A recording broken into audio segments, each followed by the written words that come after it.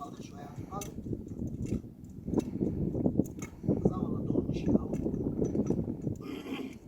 Amirim bir ayağını da koydum.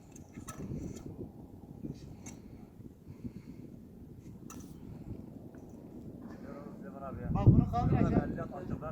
İzzet. Leman abi dur. Mehmet. Abim sen şundan tut.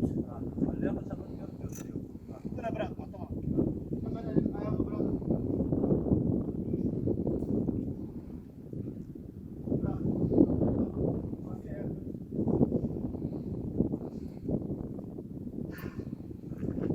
Amirim. Bırak şunu. Şunu aç. Ömer. Gel şu tarafa, benim tarafa gel. İyice sıkışmış değil mi orası? Tamamdır yeri. Mükemmel tutmuş. Ya Allah.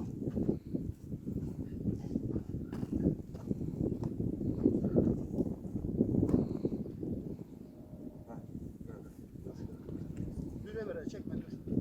Ben sana sen burayı tut hiç bırakma. Tamam gözüm.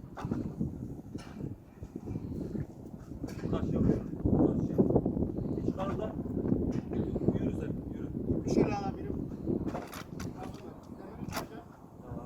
Tamam hiç bırakmıyorsun. Şuraya kadar götüreceğiz. Evet, o şekilde çıkacağız.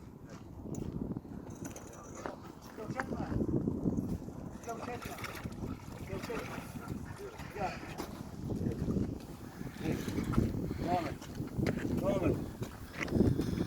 Ahmet. Amirim gelme. Amirim gelme. Gelme. Sen orada çıkacaksın müdürüm. Hiç çekme. Sen çık oradan. Onu bırakacağım şimdi.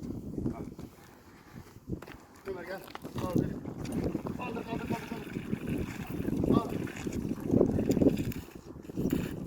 Dur Ömer. Bırak oğlum ya. Bırak. Bırak başına üstümüze gelecek. Hop.